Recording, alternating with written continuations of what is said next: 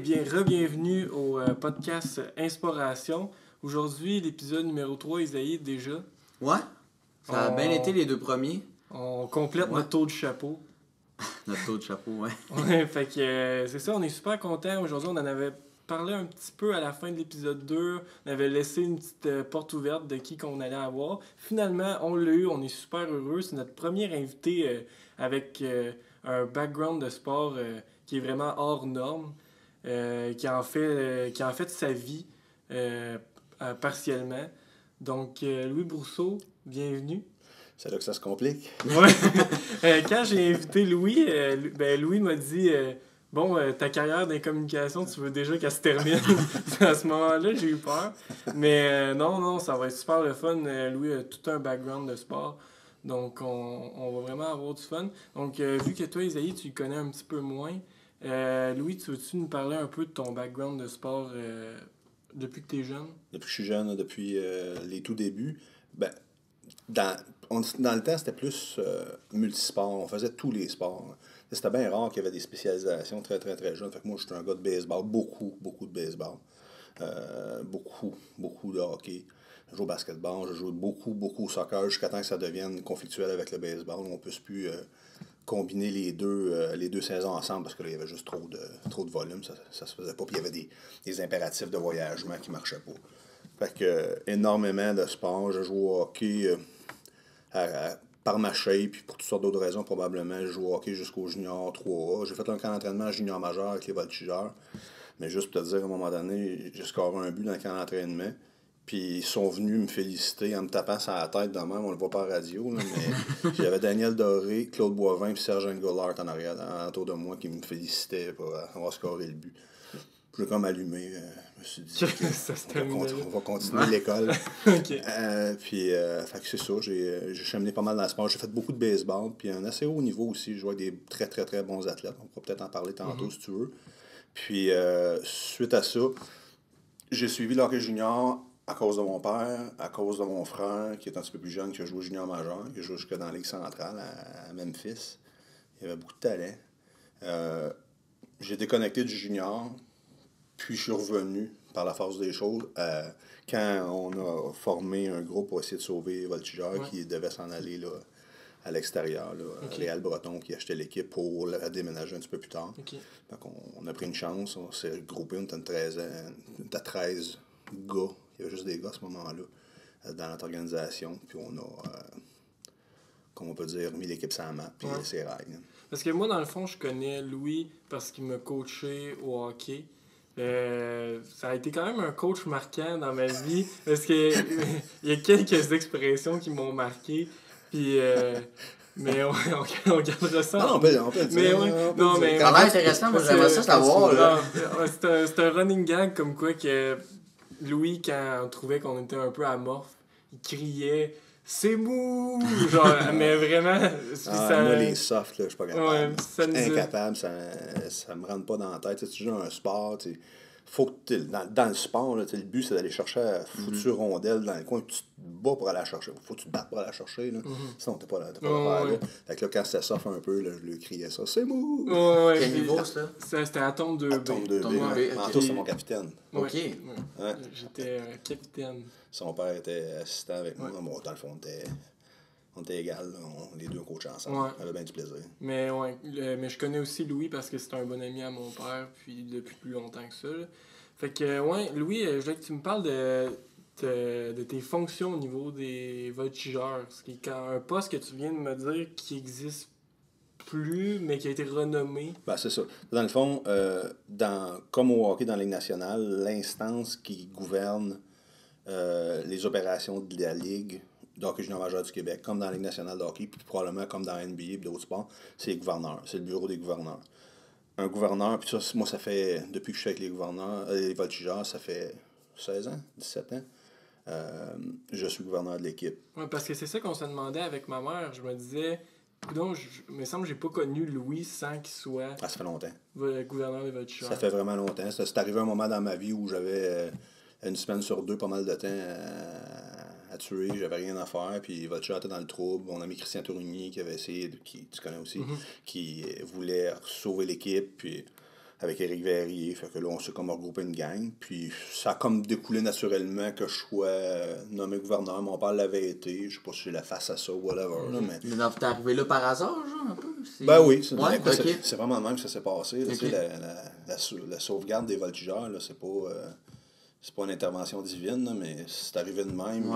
Réal Breton, il s'en allait acheter l'équipe. Puis il était vraiment très avancé. Ça allait mal en Montadine. On devait une montagne d'argent. Il y avait des dettes accumulées. Personne n'avait stade. C'est où qui voulait les déménager? Ben, c'est un gars de la région de Trois-Rivières, Réal. Okay. Puis l'histoire nous a prouvé que les équipes de juniors à Trois-Rivières, ça fonctionne bien. Ouais, mais là, c'est dommage. Il y a un beau building, puis on s'en sert pas. En tout cas, c'est une autre histoire. Fait que, oui, c'est arrivé un peu, franchement, juste de même. Puis on s'est regroupés, puis on a remis...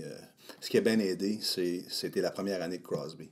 Okay. Ah, OK, ouais. Fait qu'on est arrivé vers la fin de la saison. On a fait une couple d'événements spéciaux alentour de l'avenue de Crosby. Puis l'année d'après, les choses ont commencé à débouler. Puis là, c'est une référence. Les Voltigeurs, aujourd'hui, c'est plus... c'est pas une équipe de bas-fond, c'est plus un mauvais exemple. Les Voltigeurs, c'est vraiment une référence à bien des niveaux. Au niveau organisationnel, c'est une organisation très solide, c'est une organisation qui est innovante. On se considère jamais comme un petit marché. Ça, c'est la première affaire qu'on a décidé. Moi, j'ai jamais pris un vote au bureau des gouverneurs en considération du fait qu'on était un petit marché. Moi, les Voltigeurs de Drummondville, c'est pas moins important, c'est pas moins gros que les Remparts de Québec, les Wildcats de Moncton, que les Moussets d'Halifax. On a toujours voté pour le meilleur intérêt de la Ligue, même si des fois, ça nous forçait à sortir de notre zone de confort parce qu'on votait dans des directions qui nous amenaient à investir beaucoup de sous qu'on n'avait pas nécessairement non plus. Fait que ça a engagé du nouveau staff. Quand on a commencé, il y avait 1 personne et demie dans le bureau. Aujourd'hui, si je ne me trompe pas, je pense qu'on est 8 à temps plein. Fait que ça a vraiment beaucoup changé. Je parle beaucoup avec Martin Charrois. Il était assistant coach des Voltigeurs dans le temps, mais c'est lui qui transportait les caisses de bière avec Jean Hamel, qui était coach puis DG. Il montait ça sur la passerelle. C'était folklorique. Tout le monde travaillait dans le même sens. Ouais, puis c'était aussi folklorique. Faut pas avoir peur des mots. Là, puis c'était comme ça. C'est pas un jugement sur ce qui se passait avant. C'était la réalité à ce moment-là. Là, c'est une organisation professionnelle, les Voltigeurs. Tu vas te promener. Je me fais beaucoup de stades de football, baseball, de hockey un peu partout en Amérique. Puis, quand tu vas voir les Titans du Tennessee à Nashville, là, c'est le plombier du coin qui fait de la publicité sur le terrain. Puis, c'est des très, très grosses business. Mais la commandite, le local est très, très local aussi. Là, Fait que, il n'y a pas de... Puis, je regarde le stage, je regarde comment ils fonctionnent, je regarde leur promotion. C'est bien même incomparable. C'est juste à plus grosse échelle. Mais c'est quoi que ça fait un gouverneur au jour le jour? Un gouverneur, c'est pas un politicien, mais c'est le représentant de l'équipe à la Ligue. Fait que quand il y a des meetings de Ligue, on vote des règlements, on discute des orientations. Moi, je suis le représentant des Voltigeurs à la Ligue. Fait que je vois au meilleur intérêt des Voltigeurs à la Ligue dans ces meetings-là, toujours en essayant de garder mon chapeau de Ligue puis en m'assurant que c'est bon aussi pour toutes les équipes. Puis, à la Ligue, chez les Voltigeurs, je suis le représentant de la Ligue. Fait que, tu sais, quand les administrateurs des Voltigeurs, on a nos CA tous les mois, ou quand je parle avec Philippe Boucher, notre DG, ou whatever, ben c'est moi qui est le représentant de la Ligue. Fait que s'ils ont des représentations à faire, ils peuvent en faire aussi jusqu'à un certain niveau, mais moi, je t'appelle à en faire aussi pour eux autres. Puis s'ils ont des questions à poser, s'ils ont des messages à envoyer, s'ils ont des négociations à faire, parce qu'il y a toujours de la négociation à un moment donné, c'est moi qui le fais. OK. Puis tantôt, tu parlais de Sidney Crosby, parce que Isaïe, toi, t'es un peu jeune pour l'avoir connu dans le junior, mais moi, je me rappelle d'être allé au dernier match de Sidney Crosby à Drummond. Ouais. C'était la folie. Ça avait aucun bon sens. Un joueur d'une autre équipe qui attire autant de gens. Je sais pas si tu peux nous en parler un peu des matchs que Sidney Crosby venait. Ah, écoute, il remplit les arénas partout ce qu'il allait. Il était vraiment, vraiment, vraiment dominant. C'était l'attraction.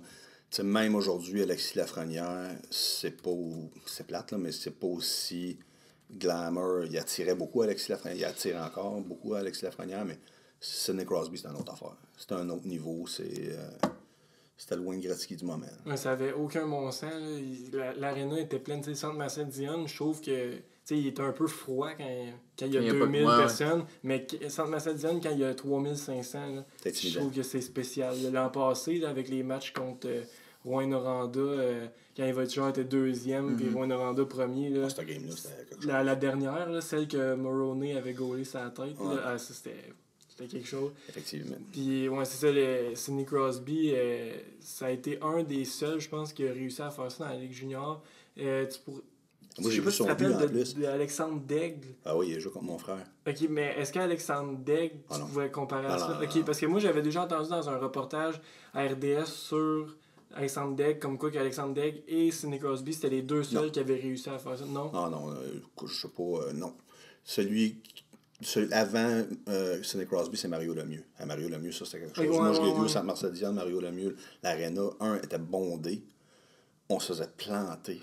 Juste à cause de lui. Ah, c'était bon, ça n'avait aucun sens. Lui, c'est le meilleur joueur que j'ai vu dans le junior majeur. Le Ok, meilleur Crosby. ouais, c'est ça, je voulais te le demander, c'était Puis, qui t'avais vu, parce que t'en as vu en tabarouette des matchs dans la Ligue junior. Il y a eu des très bons, là. Stéphane Lebeau, je l'ai trouvé bon aussi en tabarouette. Mais Mario Lemieux, c'était phénoménal. Et en plus, ce qui est impressionnant, c'est que dans ce temps-là, l'aréna était plein de boucanes.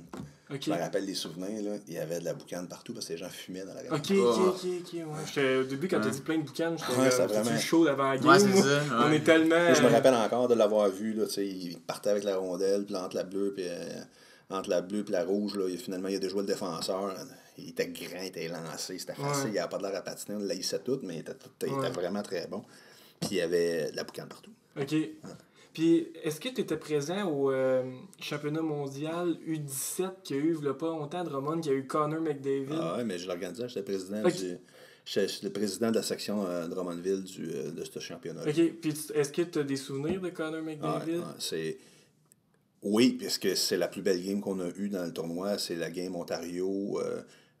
C'est-tu Ontario contre Québec? Je sais pas, Ontario contre Québec, ça jouait ici à Drummond.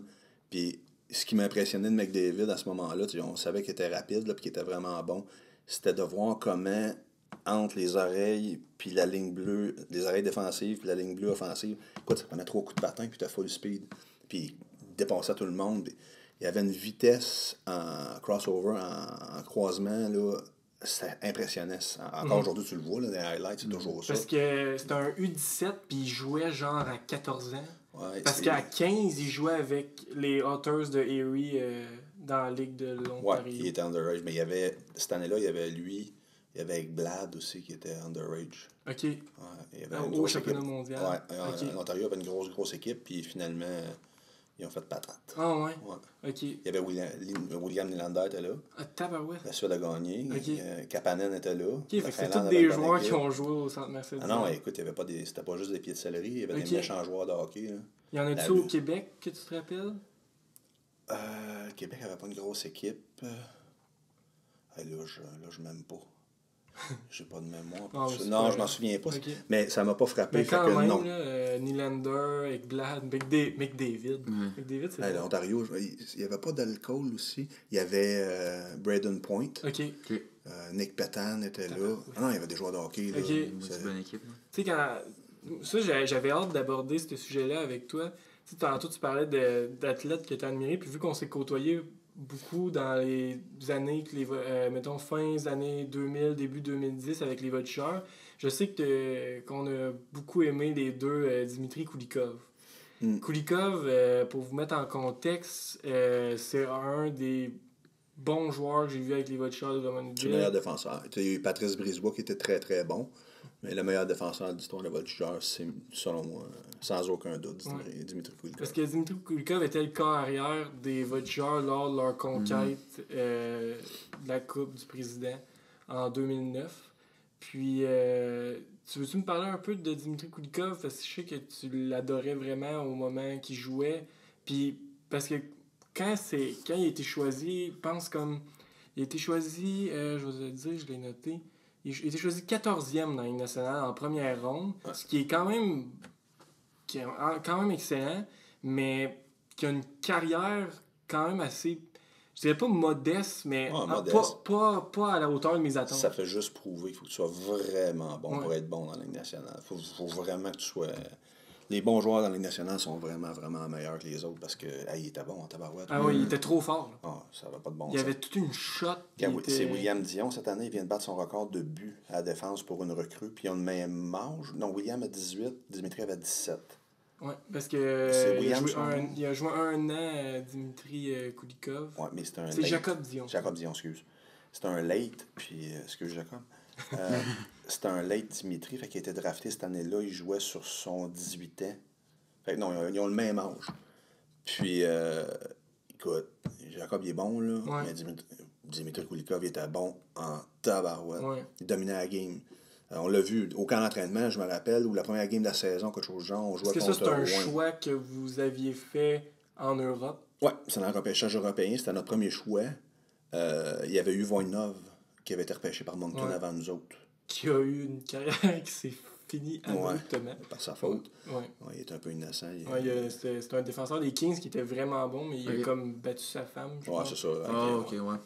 Puis là, il avait plus le droit, je pense, d'être aux États-Unis. Il était banni de la Ligue nationale pendant un bout de temps ou quelque chose du genre. Fait que, il a joué en Russie, il a essayé de revenir. Ça n'a pas été un succès. C'était un très bon défenseur. Il était vraiment bon, Voinov.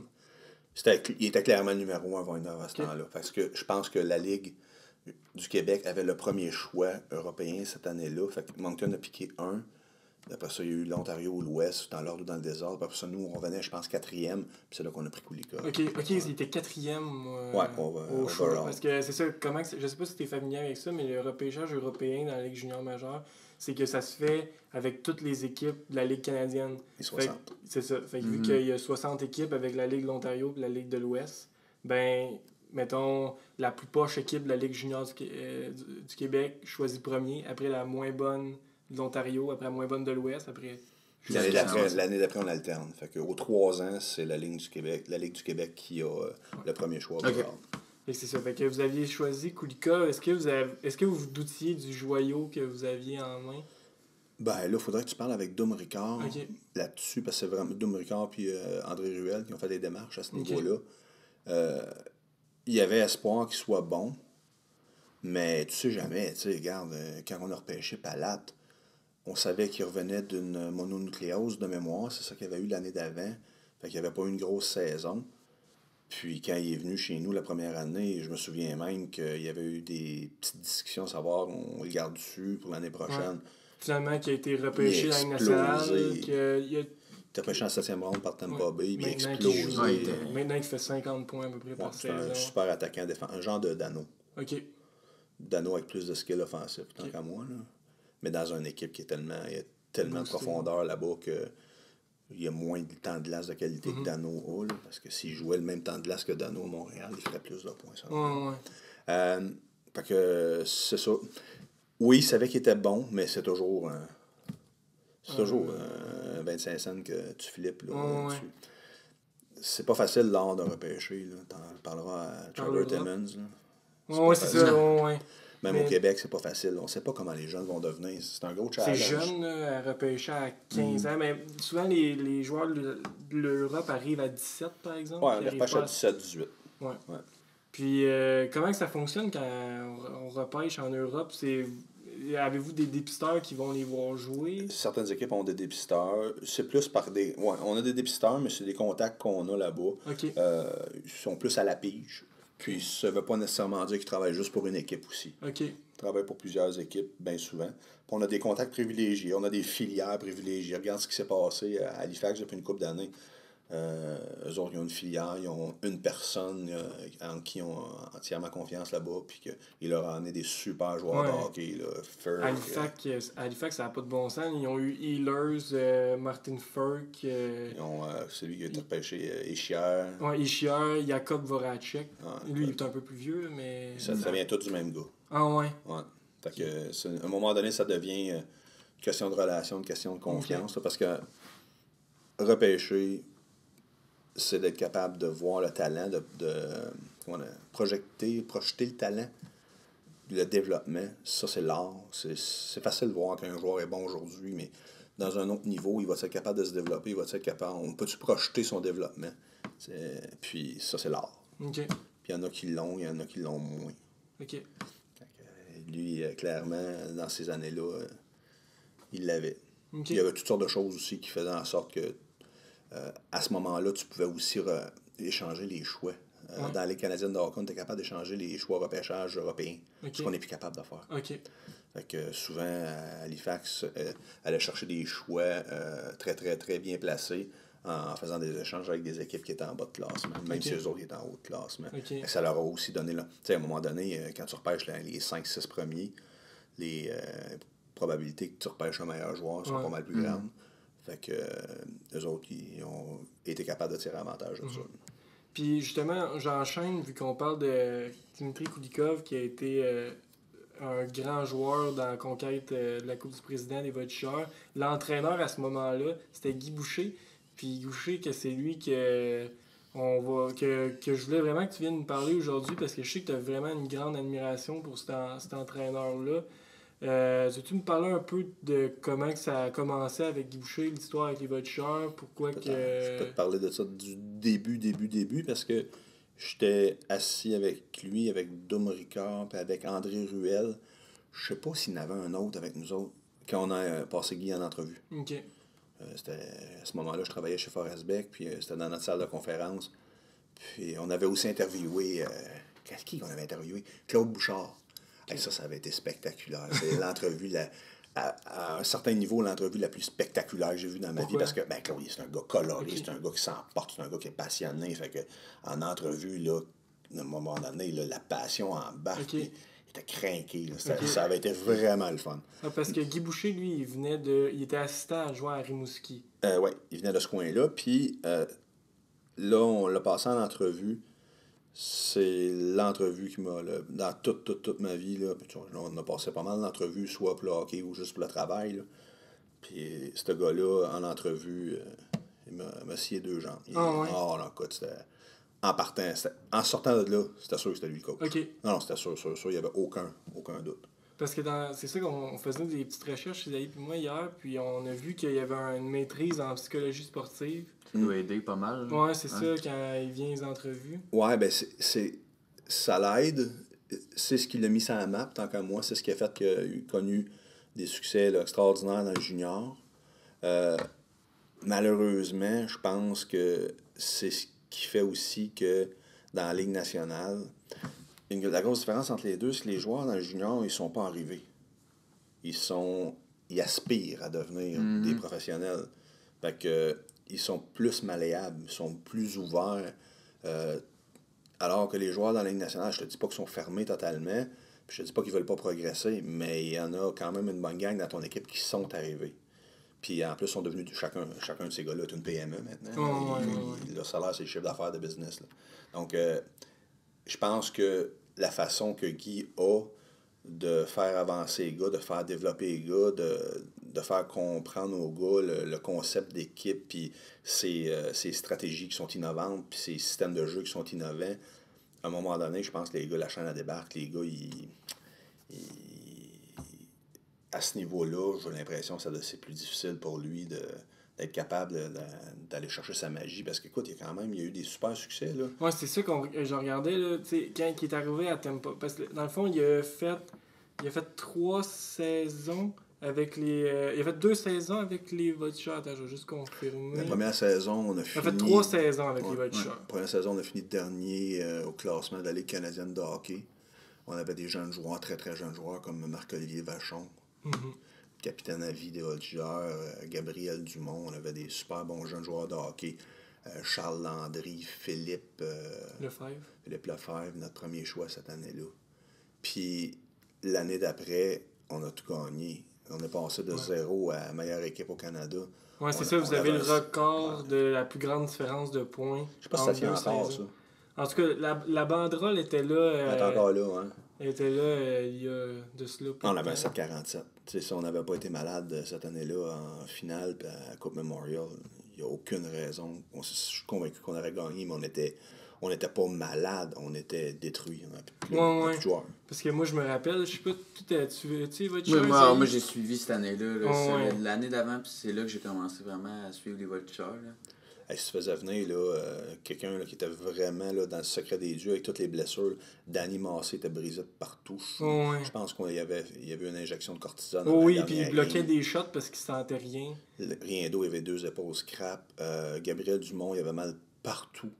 Vraiment partout. Lui, c'était un tough. Ouais. Il avait mal à l'épaule, au coude, il avait mal à une main.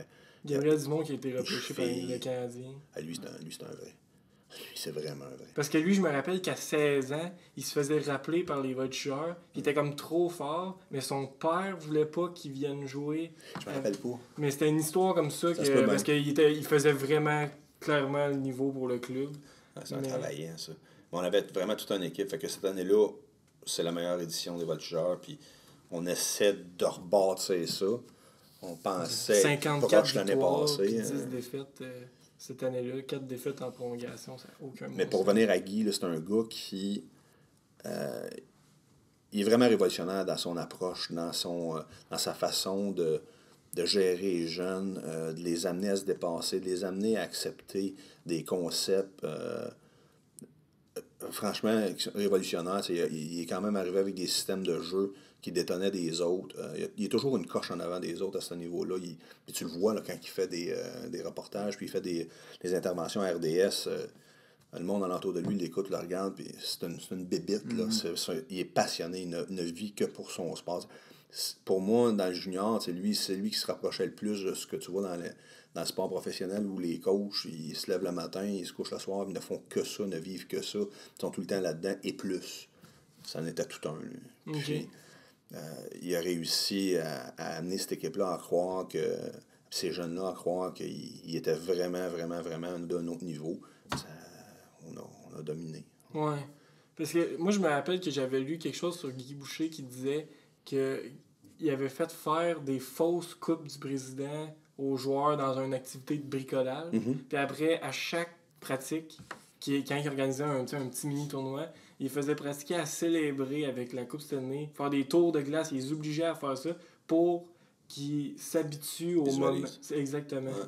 Mais Guy, c'est le coach chez nous qui a été le plus près des joueurs.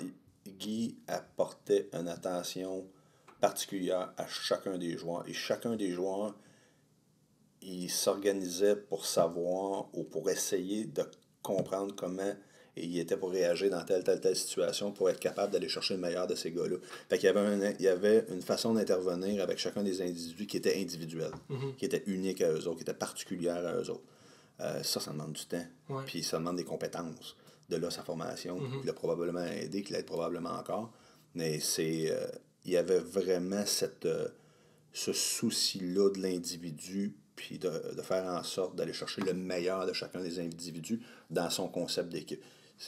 C'était le gars, et encore aujourd'hui, c'est le gars, je ne veux pas rien enlever aux autres, là, c'est le gars qui met à bord en haut chez nous. Demain matin, là, Steve, ça va super bien, puis il fait un très très bon travail derrière. Il fait des miracles avec l'équipe qu'on a en ce moment. Il a vraiment fait un bon job. Guy, il voudrait revenir dans le junior, c'est sûr que quelqu'un le prendrait là, à bras ouverts. Là. Okay. J'espère qu'il va revenir à un moment donné. Oui, parce qu'en ce moment, il coach personne, il est analyste à RDS, qui est justement super pertinent là, comparé au Gaston Terrien de ce monde. C'est sûr qu'il a été approché par d'autres équipes, mais je pense que quand tu as goûté à la Ligue nationale, tu dois vouloir essayer de rester là le plus longtemps possible. Puis, parce que tu sais, c'est ça qui est drôle, Guy Boucher, il y a eu 2 parcours presque identiques avec ces 2 équipes dans la Ligue nationale. Il y a première année avec Tampa Bay, première année avec Ottawa, fait la demi-finale avec des équipes qui n'étaient pas si supposées se rendre en demi-finale, surtout Ottawa. Puis Ottawa était à 1 but de la finale de la Coupe Stanley. Puis à partir de que Chris Kunitz a scoré en prolongation du 7e match en demi-finale contre Ottawa, c'est là que la franchise d'Ottawa a piqué du nez. Puis depuis ce temps-là... Mais là, ça va mieux, parce que là, ils ont comme 2 des 3 premiers choix au repêchage. Là, écoute, là, je voudrais pas me faire des ennemis, là, mais ça a de l'air que ça pourrait aller mieux avec les choix qu'ils ont. Mais c'est une organisation qui n'a pas de l'air bien solide. Non. Monsieur Melnick, là, ça n'a pas l'air d'être simple de travailler avec, puis il a l'air d'avoir des drôles de façons de faire, puis les gars veulent pas partir d'une organisation quand ils sont bien. Ouais, exact. Fait qu'il n'y a pas de fumée sans feu. Il y a 2-3 vétérans qui partent à chaque année. Il y a quelque chose. Fait que moi, oui, Ils sont bien positionnés. Qu'est-ce que ça va donner, je ne sais pas. Là. Je ne suis pas sûr que j'aimerais ça être Pierre Dorion. Moi. Ça doit pas être facile, sa job. Sérieusement, c'est un bon gars de hockey, Pierre Dorion, puis ça doit pas être facile, sa job. Parce que Guy Boucher, la façon qu'il avait été congédié les 2 fois, c'était un peu aussi weird, là, parce que après avoir fait la demi-finale, les 2 fois, il a raté les playoffs, mais avec beaucoup de blessés dans chacun de Tampa Bay, Ottawa. Puis l'année d'après, il s'est fait congédier.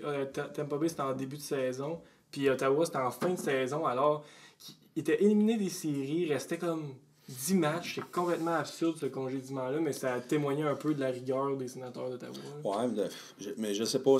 Moi, je pense que dans la Ligue nationale, dans le junior, il a fait 3 ans avec nous autres. Après ça, il a gradué. Ça doit être difficile, de sa façon de faire, on appelle ça son modèle d'affaires, là, sa façon d'opérer avec les joueurs. Puis d'un peu, tu sais, veux pas, quand tu commences à jouer avec la tête des gars, avec leur mental, leur côté psychologique, pour essayer de les pousser, pour essayer de les influencer, ça doit déplaire à des gars aussi. Là. Oh ouais. C'est plus des enfants. Là. Ouais, c'est ça. C'est ça le problème, tu penses, que Boucher rencontre dans les nationales? Je pense qu'il y a de ça. Ça doit être une adaptation. Je te dis pas qu'il n'est pas capable de s'adapter, je te dis pas que c'est pas adapté, mais de loin, là, de l'externe, je suis pas là tous les jours. Ça fait longtemps que j'ai pas été à côté de lui pour en jaser. Mais c'est sûr que la chaîne, elle doit débarquer avec des vétérans là, qui ont tout vu, ils ont gagné. C'est des vedettes. Ouais, c'est ça. C'est des PME, ils gèrent leur propre affaire. Ça doit être très difficile de faire l'unanimité. Puis si tu perds ta chambre, c'est il n'y a rien qui marche. Parce que, tu sais, en ce moment, le Canadien, ben, avant que. Parce que là, on est en pleine crise du coronavirus, mais avant que ça. Claude Julien, il venait de recevoir comme une confirmation qu'il allait revenir l'an prochain. Mais avant ça, on se doutait peut-être qu'il allait avoir un nouvel entraîneur l'an prochain. Son club joue encore pour lui. Ouais, c'est ça. Les gars, ils se défoncent encore pour lui. Il y a pas, moi, je pense pas qu'il y a un problème. Là. OK. Les Canadiens, on les a vus justement l'autre fois. On est allé voir jouer contre les Islanders. Les Islanders jouaient mal, puis jouent encore mal. Mais le Canadien jouait bien. Le Canadien, il sort fort. C'est sûr que des fois, il y a une période qui lève le pied. Ils perdent confiance. Mais ils ont... ils se défoncent plus le coach. Je pense pas qu'il y ait un problème, là. OK. Non, eux autres, tu verrais pas Guy Boucher prendre la place à Montréal? Ben, je vois pas de besoin de changer de coach, moi. Mais tu le verrais-tu à Montréal éventuellement un jour? Oui, pourquoi pas. Ouais. Ouais, pourquoi pas. Mais il y en a d'autres bons, hein. Joël Bouchard, là. Ouais. Dominique Ducharme. Ouais, t'as côtoyé Dominique Ducharme, là, Dominique Ducharme. c'est une tête de hockey. C'est quoi tes impressions de lui? Ça donne un autre, ça. Ouais. Ah ouais, c'est pas il est dur d'accès, Dom. Il est pas spectaculaire à entendre parler, mettons. Non. Genre, c'est ça. Mais, ça en a un autre, ça, qui, d'une façon différente, il n'est pas comme Guy. Mais il sait exactement... Il est son X, lui. Ouais. Fait qu'il sait exactement ce qu'il peut attendre de ses joueurs, où est-ce qu'il peut tirer ficelle pour aller chercher le meilleur de ses joueurs. Mais lui, sa grande force d'homme, c'est de comprendre ça, c'est de mettre tout ça ensemble, puis après ça, de dire à son assistant coach, à son autre assistant coach, puis à un tel, OK, toi, t'es responsable de ça. C'est un homme qui délègue, qui donne des ordres clairs, des responsabilités claires, mais qui a compris l'ensemble, qui est capable de faire avancer le bateau. Okay. La différence entre les deux, alors que Guy, c'est plus un gars, avec les joueurs, il est plus hands-on. Okay. Dominique, tu sais, mon gars a fait une coupe de camp d'entraînement avec lui, il a joué une coupe de game en arrière du banc, où Dom est en arrière du banc. Puis c'est ça qu'il dit, il lève jamais le ton. Ah ouais. Toujours calme, pogne jamais un air. Ce qui fit un peu avec la nouvelle génération. Ben oui, sinon, ça... Effectivement. Fait que il est différent, mais semblable. Okay. Lui aussi, c'est une bébite. Okay. C'est un... Moi, je l'appelle ça une bébite, là, mais quand je dis bébite, c'est... C'est positif. C'est un être d'exception. OK. Joël Bouchard, c'est un être d'exception. Ah ouais? Ah okay. ouais, c'est un vrai, lui. De où tu le connais? Joël, il joue avec mon frère, il le connaît de loin. Il joue avec mon frère pour le Canadien. C'était le Collège français de Verdun dans le junior majeur dans le temps. Eux autres, il y avait toute une équipe. Okay. Il y avait vraiment tout un club. Philippe de Rouville dans le net. Il y avait Pierre Gendron, il y avait Matthew Barnaby. OK, ouais. Il y avait des super joueurs de hockey. Là. Comment il s'appelait?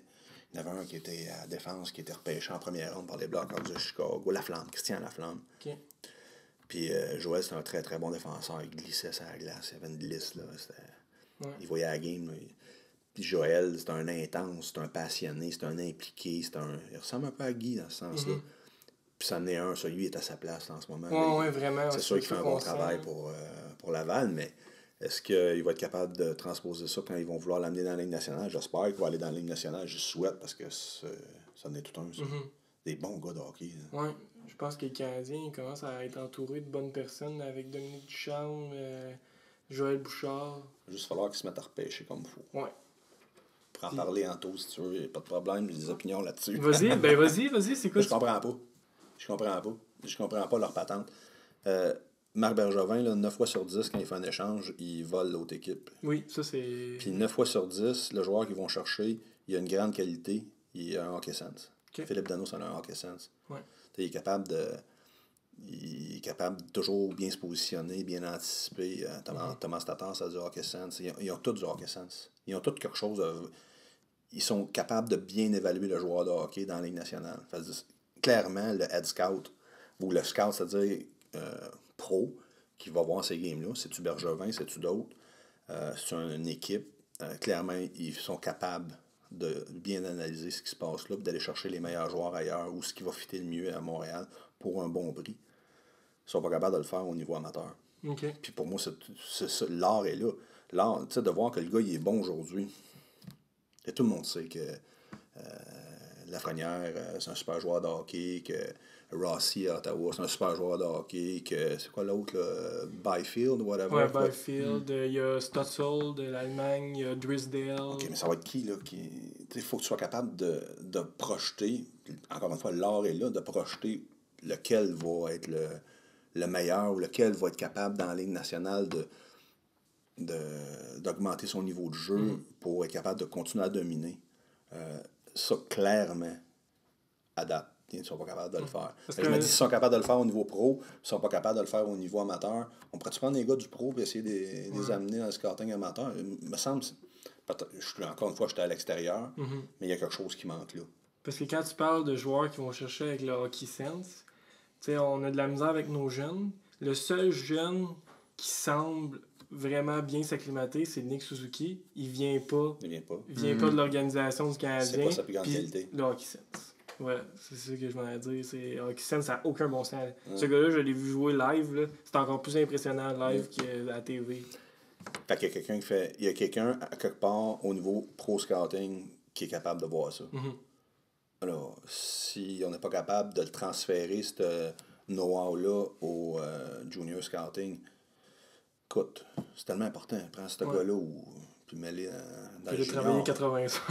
Je sais pas, là, mais il faut pas. Ils n'ont pas le droit de manquer leur coup. C'est beau d'emmagasiner des choix, mais si tous tes choix, c'est des flops, ça ne servait à rien. Hein. Puis, qu'est-ce que tu en penses du choix de Kotkaniemi? Là, maintenant qu'il a été retourné à Laval, il est blessé, il a une blessure à la rate, mais ça semblait plutôt bien aller à Laval. Mais est-ce que c'était le choix que tu étais d'accord à ce moment-là? Ben, c'est dur parce qu'on les connaît pas, les gars. Ouais. Les autres gars qui sont là au repêchage. C'est parce que là, c'est facile de dire « Ah, on aurait donc dû prendre Quinn Hughes », mais qui avait prédit que Quinn Hughes, 2 ans après, allait avoir quasiment 1 point par match avec Vancouver? Mais tout le monde était capable de te dire que Quinn Hughes, c'était un défenseur hors norme. Un coup de patin hors norme, une mobilité hors norme. Et on en a parlé, nous autres. Moi, je l'avais vu plusieurs fois jouer.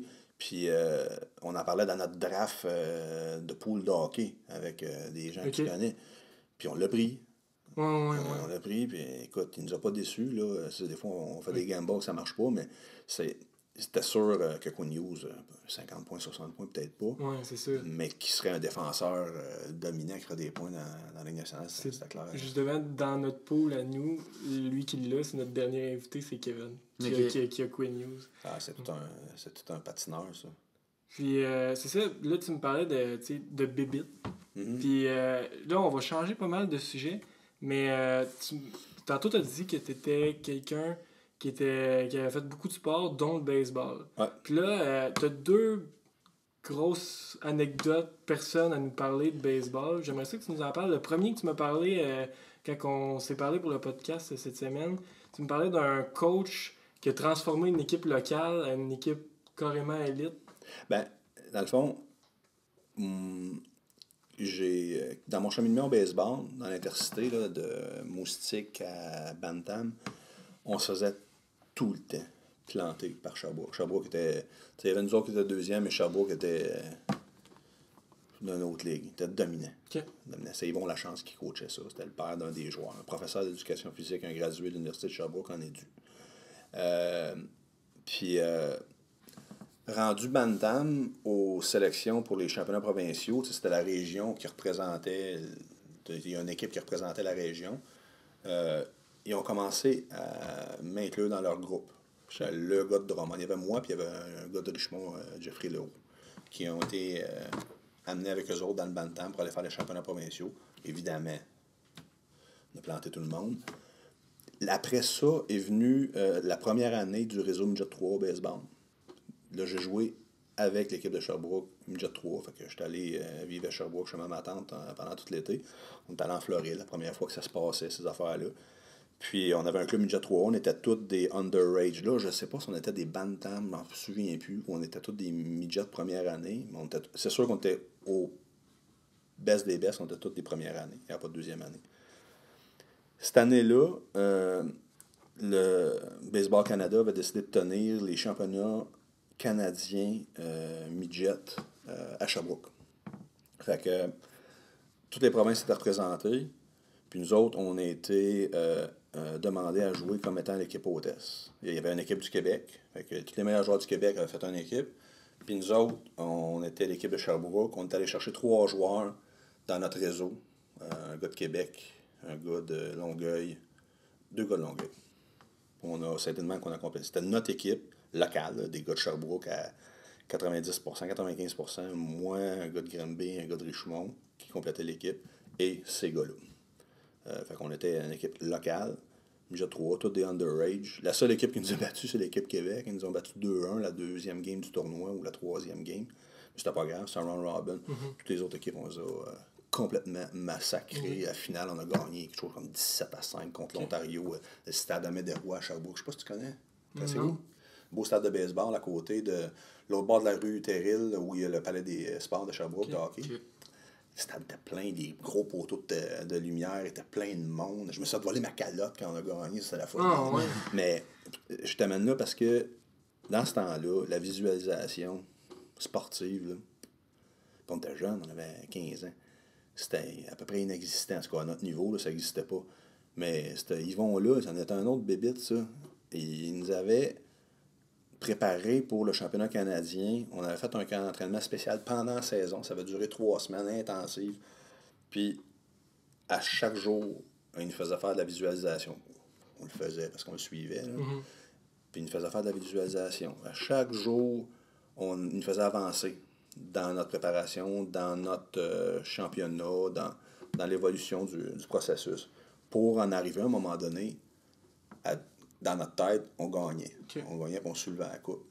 Puis, ça a tellement bien marché que quand on a gagné, là, tout le monde est sur le terrain, le monde d'instant, comme je te dis, je me fais piquer ma calotte. Il n'y a même pas de coupe. OK. Fait que là, nous autres, la déception, parce que ça fait des semaines, à tous les jours, une couple de fois par jour, on se prépare à ça. À ce moment-là, tout a fonctionné. C'est-à-dire, on était des machines. Puis quand on est arrivé à la fin pour soulever la coupe, pas de coupe. Mais c'est fort de te dire que ça, là, ça m'a marqué. C'est des techniques de visualisation qui étaient révolutionnaires à cette époque. À ce moment-là, oui. Mais c'est comme Roger Nielsen, des années 80, qui était un extraterrestre, mais parce qu'il regardait des cassettes vidéo, puis il disait à ses joueurs, regarde ça, là, je t'ai découpé regarde telle séquence à tel moment de la game, puis je veux pas que tu fasses ça, je veux que tu fasses ça à la place. C'était un extraterrestre dans le temps. Aujourd'hui... c'est la norme, là. Ils font ça sur le banc. Dans les juniors, on fait ça sur le banc. On a des iPads, puis il y a des notre gars de vidéo ou notre fille de vidéo envoie des informations au coach. Check le power play, check ci, check ça, sortie de zone. Ils ont tout ça sur l'iPad. Ouais. C'est fou comment c'est un révolutionnaire qu'à un moment donné, tout le monde... C'est rendu un sport tous les sports sont rendus dans la technologie, bien avancé dans tout. Les statistiques avancées, justement, je pense que ça mène à ton deuxième personne, tu voulais nous parler. Ben, lui, il n'a pas eu tant d'influence sur moi il m'impressionne vraiment beaucoup. Il y a une autre personne avant, Yvon Lachance, qui a une grosse influence sur moi. Mais moi, si j'avais à rencontrer une personne dans le sport professionnel aujourd'hui, toute personne confondue, je vais m'asseoir avec Billy Bean. OK. Moi, j'ai aucune idée c'est qui Billy Bean. Ben, Billy Bean, c'est Moneyball. C'est celui qui a le premier amené... a fait changer la vision, la façon de voir le rendement des joueurs, quelle statistique est importante, comment bâtir son équipe avec des statistiques qui étaient avancées, des statistiques qui étaient, à ce moment-là, qui étaient loin d'être avancées comme elles le sont aujourd'hui. Mais c'est lui qui a tout amené ça au baseball. Il est encore impliqué avec les A's d'Oakland. Je ne sais pas s'il est président du club ou whatever, mais il est encore impliqué là-dedans. Puis regarde, les A's d'Oakland, ils n'ont pas une scène, il n'y a personne dans les stands. Puis ils sont tout le temps dans le top, ils font un play-off. Ils ont de la misère à se rendre jusqu'au bout, mais c'est toujours une organisation qui est très, très, très stable. Ils font des miracles avec un paquet de joueurs. Parce que les statistiques avancées, ça vient du baseball, qui essayent de plus en plus d'implanter ça au hockey. Toi, qu'est-ce que tu en penses de ceux qui essayent d'amener ça au hockey? Est-ce que tu sais, le directeur général des Coyotes de l'Arizona, c'est un pro comme des stats avancées. Quand ils l'ont amené là, c'était le plus jeune directeur général de l'histoire. Puis là, au début, ça avait l'air super cool là, comme de l'avoir comme directeur général, là, sauf qu'il vient de vider son club pour 4 mois de Taylor Hall. Là. C'est, au hockey, c'est tough. Ce qui fait qu'au baseball, ça a fonctionné, puis que c'est plus facile de le faire fonctionner ou d'en tirer profit, c'est que chacune des actions est isolée de l'autre. Ouais. Fait que tu lances la balle, puis c'est fini. Alors que au hockey, c'est une action qui en amène un autre, qui en amène un autre, qui en amène un autre. C'est très, très, très difficile d'être capable de prévoir les choses parce que la loi de la moyenne dit que si tu répètes la même affaire 100 fois, à tel pourcentage, telle chose va arriver, telle chose va arriver, telle chose va arriver. C'est ce qui se passe au baseball. C'est pour ça qu'au baseball, la star au début, quand ça a commencé, tu le regarderas là, sur Internet, je n'ai pas les statistiques, mais quand ils ont commencé à faire les shifts dans l'avant-champ, que ton arrêt-court, finalement, il joue à la place du deuxième but. Puis, des défensives spéciales. Des défensives spéciales. Au début, il y en avait juste il y a eu quelques centaines de fois que ça a été fait. Okay. Puis regarde la courbe, c'est une courbe exponentielle. Depuis ce temps-là, on parle de plusieurs dizaines de milliers de fois que c'est fait. Okay. C'est fou. Là. Puis là, ça a tellement changé à la game que là, ils parlent d'interdire ça. Ah ouais. Ils parlent d'interdire ça parce que les puristes du baseball disent que ça n'a pas de bon sens, ça fausse les résultats, c'est pas légal, c'est pas correct. Les gars, comment ils frappent nous autres, quand on était entraînés pour frapper au baseball, là, on se faisait dire tout le temps la même affaire. Frappe des liners dans le centre du terrain. Essaie de frapper des liners dans le centre du terrain. Essaie de frapper des liners dans le centre du terrain. Va chercher un 5, va chercher un double. Ouais. C'est là que tu vas maximiser ta chance de faire un bon contact. À cette heure, c'est pas ça. À cette heure, c'est le launch angle, c'est d'essayer de frapper la balle avec un élan le plus puissant possible, avec tel angle d'attaque sur la balle pour être capable de frapper un circuit. Parce que les statistiques disent que c'est mieux de faire ça. Puis que c'est avant de se faire retirer au bâton, se faire striker, comme on dit, c'était une calamité. Là. Il fallait pas que tu te fasses striker. On regardait Andrés Galarraga, il se faisait striker 200 fois. Puis ça n'avait aucun bon sens que ça se passe, ça, une affaire d'avant. 200 fois dans le temps-là, c'était beaucoup. Ben oui, à ce temps qu'aujourd'hui, c'est quasiment la norme. Parce que c'est pas grave. Puis ce qu'ils disent... C'est pas grave si tu as fait un circuit de 3 points à manche de... Ben, c'est quoi la différence en... S'il n'y a personne de ses buts, là, faire un grounder au deuxième but, se faire retirer ou se faire striker, c'est quoi la différence? T'es retiré pareil. T'as rien généré. Peut-être que t'es mieux d'avoir 3-4 super bons élans qui maximisent la probabilité de faire des home runs que de faire 3-4 élans un peu plus défensifs qui vont au best donner peut-être un 5 ou un double. C'est là qu'ils en sont venus. Puis aujourd'hui, les dirigeants du baseball majeur, les gars qui sont en arrière du banc, là, les Buck Showalter ou name it, là, ils dessinent pas grand-chose. Ils reçoivent des téléphones. Tantôt, que c'est des téléphones des nerds en haut. Mais c'est ça. Puis au football, c'est pareil. Au football, aujourd'hui, là, ça a commencé depuis un an ou deux. Sur un 4e essai, ils savent exactement quoi faire dans telle circonstance. Si on est rendu à telle place sur le terrain, dans telle circonstance, on y va. Tu vois beaucoup plus d'équipes essayer d'y aller. Des quatrièmes essais. Ouais, parce beaucoup. qu'à une verge, les chances sont que tu vas l'avoir, donc de l'essayer. Puis il y a quelqu'un qui parle au coach. Là. Il y a quelqu'un dans les estrades ou dans les bureaux, là, parce que ça doit être dans les bureaux. OK, 70% des chances que si tu y vas, ça va fonctionner. OK. Là, ce qui reste à faire, c'est je vais-tu, je vais pas. Mais il se fait dire, de 75% des chances d'y aller, t'es mieux d'y aller. OK. Fait que c'est comme ça que ça fonctionne. Au hockey, tough un peu, mais il y a des affaires.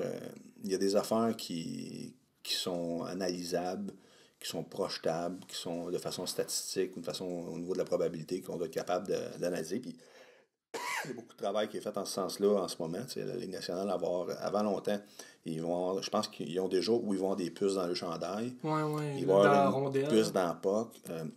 C'est sûr qu'ils vont se développer d'une expertise à ce niveau-là.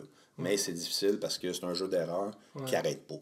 Mais je pense que peut-être dans les nationale, les statistiques avancées servent peut-être plus à évaluer le rendement d'un joueur plus qu'à une stratégie. Ouais, mais peut-être. Je sais pas. Ouais.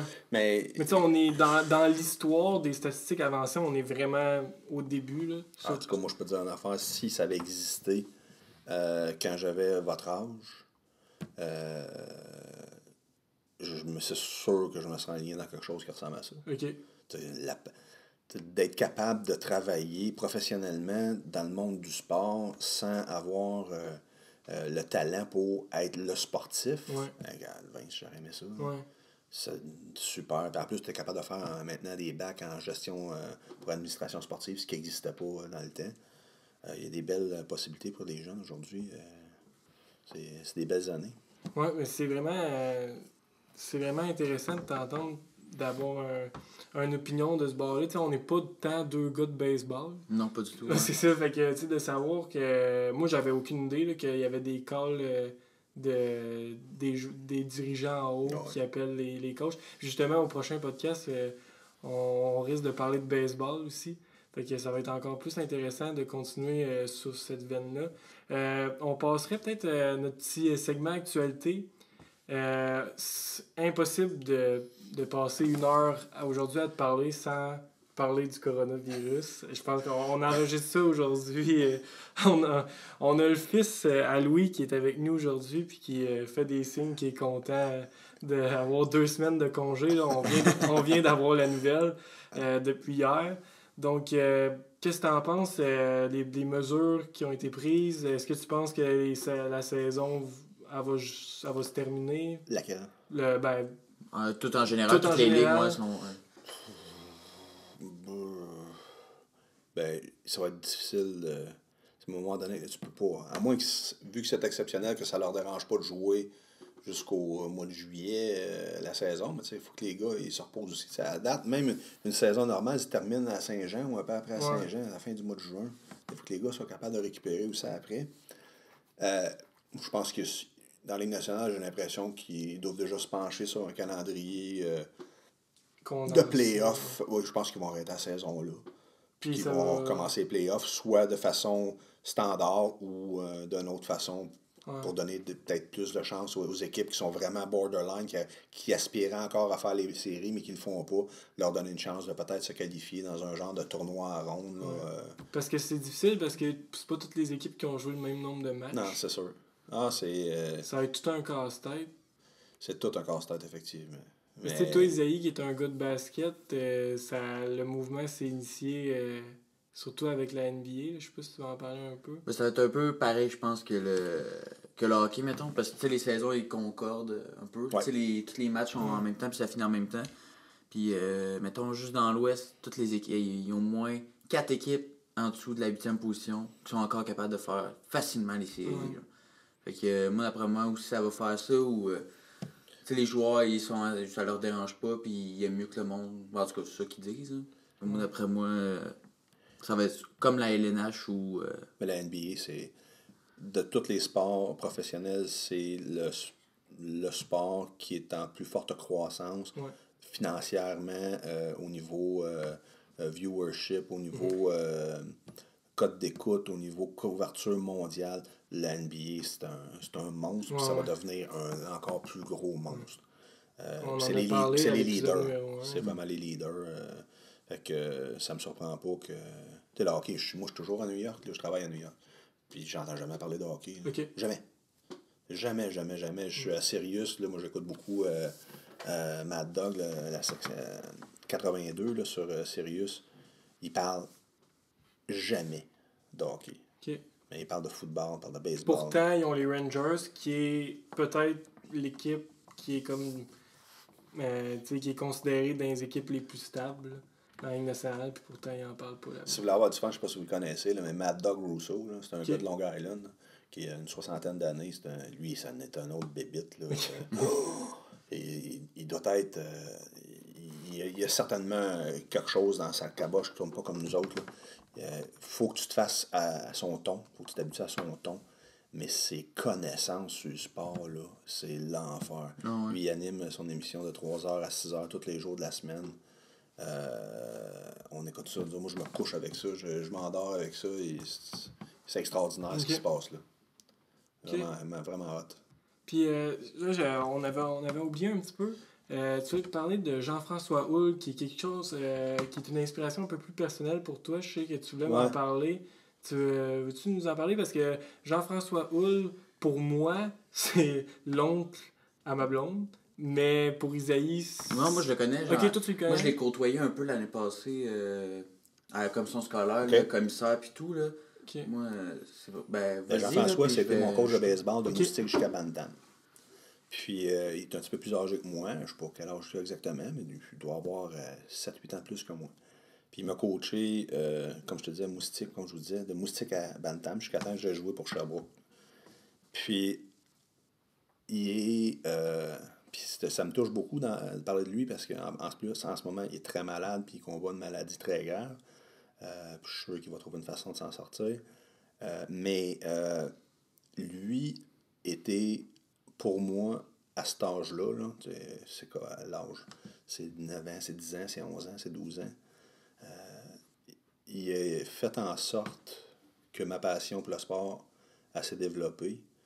Puis il était une présence paternelle que si moi, je peux rêver un jour que mes enfants aient une personne qui soit là pour eux autres, pour pouvoir les aider dans les moments tough, je lui souhaite ça. Okay. Il m'a aidé, là, tu sais, comme vous savez comment c'est avec nos parents, c'est des fois, on veut leur plaire, ils veulent nous aligner dans le bon chemin, on ne voit pas nécessairement les affaires de la même façon, puis on chicane un peu, puis Jean-François, lui, il m'a pris, il est arrivé dans une période de ma vie où j'avais besoin d'aide, j'avais besoin de quelqu'un pour me ramener à la bonne place. Il m'a fait entrer dans son groupe d'amis, il s'est occupé de moi sans vraiment que je chante que c'est ça qu'il faisait. Peut-être même que lui non plus s'en rendait pas compte. Mais il a fait en sorte qu'il y a eu un esprit d'influence sur moi. Okay. Aujourd'hui, je suis capable de t'en parler. Un, je suis émotif en t'en parlant. Puis deux, je suis devenu en bonne partie ce que je suis à cause de lui. Il y a eu une influence là, directe sur ce que... Tu sais, des fois, on oublie nous autres, on coach des gens, j'étais coaché, puis on est pogné dans notre passion, on veut gagner des games, puis on oublie qu'on a un rôle à jouer pour certains de ces enfants-là. On peut faire une différence. On n'est pas là pour ça, mais ça se peut qu'on puisse faire une différence pour un de ces jeunes-là. Je pense qu'il ne faut pas l'oublier parce que ça peut faire une énorme différence. Il y a eu des jeunes que dans notre équipe de hockey que je suis sûr que tu te souviens, puis je sais pas si je les ai aidés, je sais pas si je leur ai nuit, probablement, mais j'espère que j'ai pu en aider un, comme Jean-François m'a aidé, mais surtout, j'espère que mes enfants vont être chanceux, puis que si à un moment donné, on veut tous être le meilleur parent du monde, puis on pense tous qu'on est bon, même si des fois on les so-so. J'espère que quand ils vont avoir besoin, ils vont avoir la chance de tomber à ce moment-là sur quelqu'un qui peut les aider, qui est équipé pour les aider. C'est quoi que, mettons, dans l'influence que Jean-François a eue sur toi, c'est quoi ce que tu appliques le plus dans ta vie?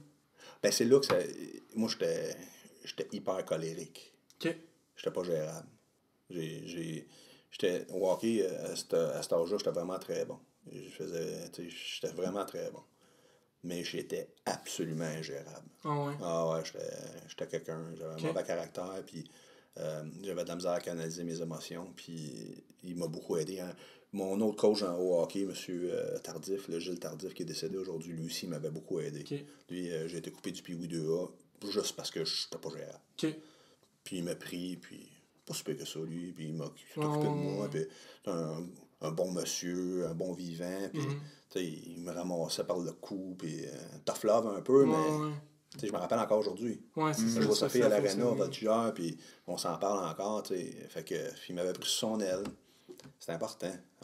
Les coachs sont pas là pour gagner des games de hockey, ils sont là pour aider les jeunes, ils sont là pour les faire avancer dans leur sport. À ce niveau-là. Mais ils peuvent aussi les aider personnellement. Puis tu sais, je suis conscient que probablement quand j'ai coaché, certaines affaires que j'aurais dû faire différemment, je pense que c'était pas si mal. J'espère que je les ai aidés aussi beaucoup à avancer. Puis j'espère qu'à un moment donné, il y en a un que, parce que j'ai fait, ça l'a ramené ça à la traque. Parce que je pense à des noms. J'ai des petits gars que j'ai coachés que leur vie n'était pas facile. Ouais. Parce que tu sais, c'est ça qui est. Que moi, je trouve, j'ai été chanceux d'avoir Louis comme coach. Tu sais, Louis, il pense vraiment au-delà de la partie de hockey. Là. Il sait que les chances qu'on fasse la Ligue nationale étaient assez faibles. Donc, tu sais, le meilleur joueur qu'on a eu dans notre équipe, il passera même pas proche. Là. Non. C'est vrai, t'as raison, mais. Puis ça, c'est ton père qui. Je pense que c'est l'exemple ultime. On joue un sport, par exemple. Là, ça donne qu'il y a quelqu'un à un moment donné qui a décidé que dans la game de hockey, on faisait des buts, puis celui qui en faisait le plus gagne.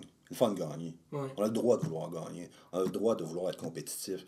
Tu sais, aujourd'hui, le coronavirus, là, ça va prendre des leaders, là, ça va prendre du monde qui sont capables de nous amener sur la traque, qui sont capables de nous calmer, qui sont capables de nous diriger. Ça prend des leaders, ça prend du monde qui sont compétitifs, qui n'ont pas peur du challenge.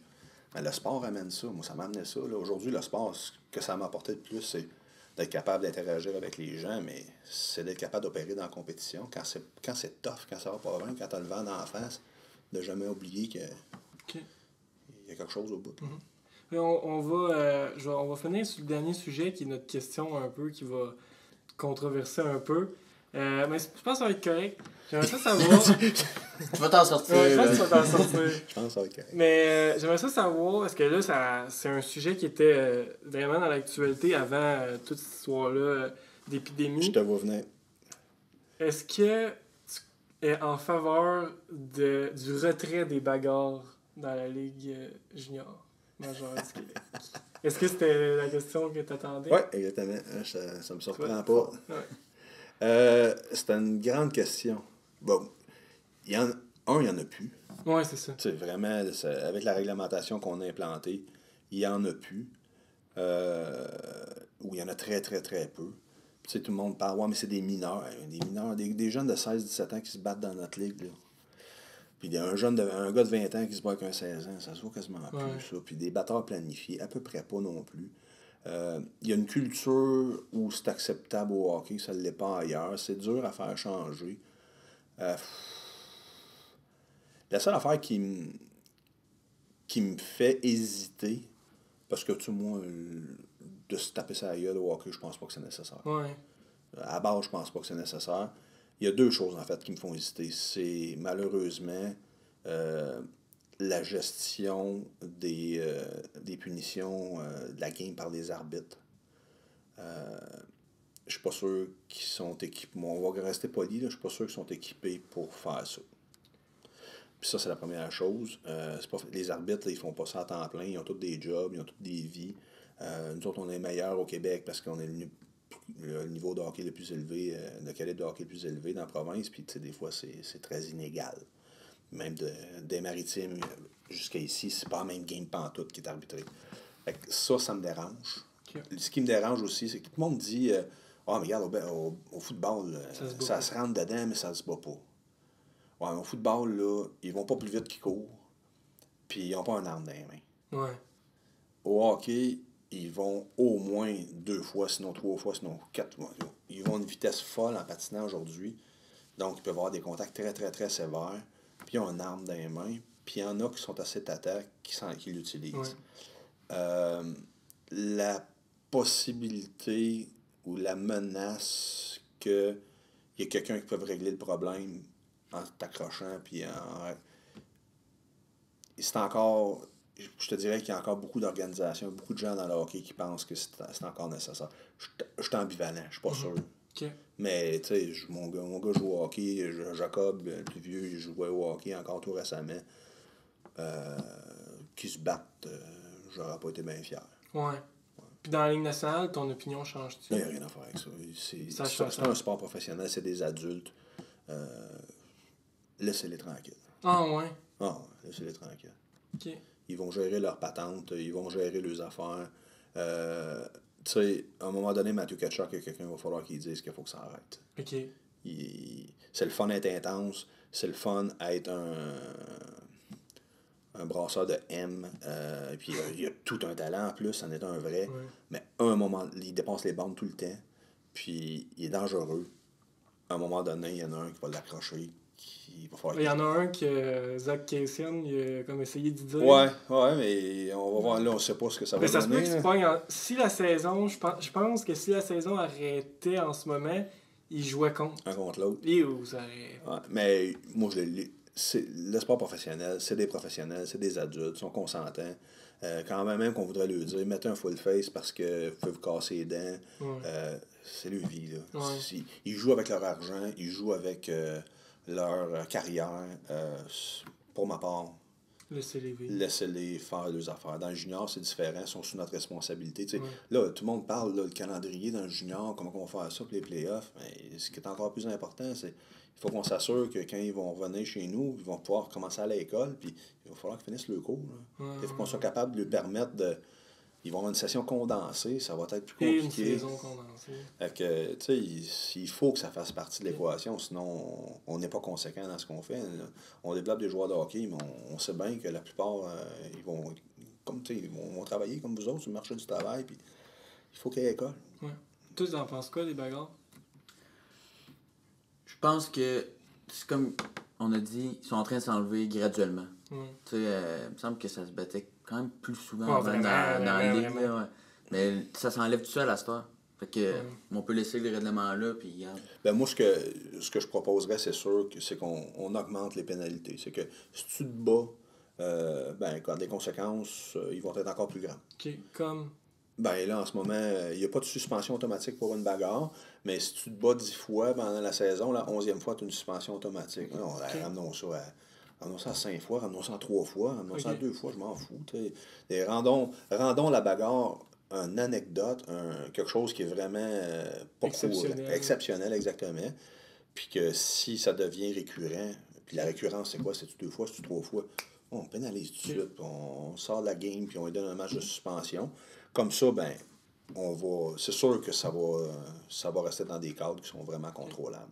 Parce que moi, j'avais une opinion, mettons, négative sur les bagarres. Moi, j'étais vraiment en faveur qu'ils les enlèvent autant dans la Ligue junior que dans la Ligue nationale.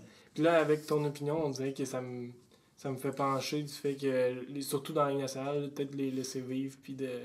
C'est eux, là, à la limite. Ils gagnent des millions. Mais tu sais, c'est juste que des fois, comme... On dirait qu'à un moment donné, il faut protéger les joueurs d'eux-mêmes. Puis avec tout ce qu'on sait des commotions, j'ai de la misère à concevoir qu'on garde des bagarres, qu'on se tape sa gueule à point nu. Il n'y a à peu près pas de commotions qui sont générées ou qui sont résultantes de coups de poing. Okay. Les commotions... Le plus grand risque de la bagarre, c'est sûr que c'est un coup dans la figure, sur la tête, là, à répétition, là, mais c'est de tomber sur la glace. Okay. C'est vraiment là que c'est dangereux. Okay. Là, s'ils enlèvent leur casque, même des fois le casque part tout seul, c'est de tomber sur la glace. Okay. Mais moi, je pense... On a beaucoup limité, même il n'y en a plus maintenant, des coups. Les coups par derrière, les assauts nord-sud, ça se fait quasiment plus. Tu vois plus ça, des gars comme Olivier Hott dans le temps, qui est prof au collège aujourd'hui. Je dis ça à mes enfants. Olivier Hott, il frappait. Là, à la ligne bleue, c'est un mur. Mais ça se fait plus, ça. Tout de suite, un 2 minutes. À la limite, un 5 minutes. Fait que ça a complètement changé la game. Fait que, moi, je pense que en étant beaucoup plus strict, j'ai l'impression que c'est ça qui va arriver de toute façon. C'est que les standards, ils vont être encore plus stricts. Okay. Puis, il y en aura à peu près plus. Puis pour finir, on finit le temps avec une Fait que c'était pas trop controversé. Non, mais quand même, mais c'était. Je veux dire, Question d'actualité. c'est un sujet qui Qui divise était- les gens en Qui ce était moment. chaud. Ouais. Puis ça, bon, d'habitude, on finit tout le temps avec une petite prédiction. Nous, on l'a fait dans le dernier épisode avec Kevin. Mais si t'as à choisir un gagnant de la Coupe cette année, si la saison se termine, Aïe, aïe, c'est chiant ça. parce que je te demanderai pas dans la Ligue junior majeure, parce que tu vas être biaisé, mais dans la Ligue nationale. Isaïe a dit Washington. J'ai dit Washington. Moi, j'ai dit que ça allait être Tampa Bay. On a une grosse réflexion ici. Oui. Ça prend un goaler hot. Ouais, parce que ça. Mais là. Olby, je tout- le trouve pas hot. Mais ils ont toute une équipe, eux autres. Ils ont vraiment toute une équipe. Moi, Boston, ils les trouvent bons en tabarouette. Rask, il gosse à la tête en ce moment. Ça sera pas l'autre bord, ça, c'est sûr. Ok. Ça va du bord aussi.